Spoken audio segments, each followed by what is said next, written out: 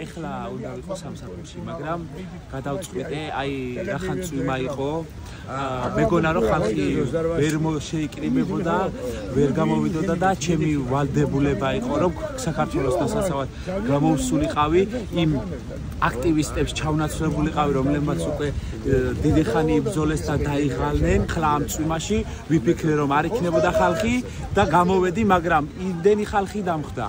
აი ჩემ მოლოდინებსაც გადააჭარბა და არ ვიცი ალბათ უფრო შემართება მომცა რომ წვიმა იქნება, ქარი იქნება თუ ბათუმში ძალიან ესეთი ამინდები ახშირად, აი ყოველდღე გამოვიდე, ყოველდღე ვიბრძოლო და ყოველდღე გავაპროტესტო საქართველოს რუსეთისკენ მიმავალი გზა, გავაპროტესტო ქართული ოცნების აი ეს პოლიტიკა, გავაპროტესტო დასანქცირებული უდიპლომო პრეზიდენტი იქნება ეს თუ არ აქვს ჩვენთვის მნიშვნელობა და საქართველოს დავუბრუნოთ ის განათლებული გზა, ის ევროპული გზა, რომელიც ჩვენმა მამაპაპებმა დაიწყეს.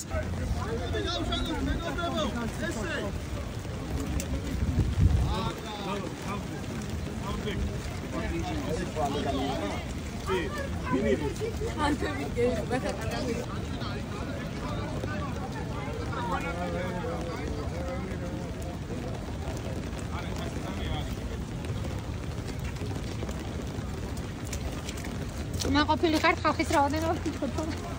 მე არ ცველოდი, იმიტომ ცოტა ადრე მომიწია მოსვლა და მივიხედე და ადამიანი არ იყო და ცოტა შემეშინდა, მაგრამ მე უცებ საიდან გაჩნდა ამდენი ადამიანი არ ვიცი.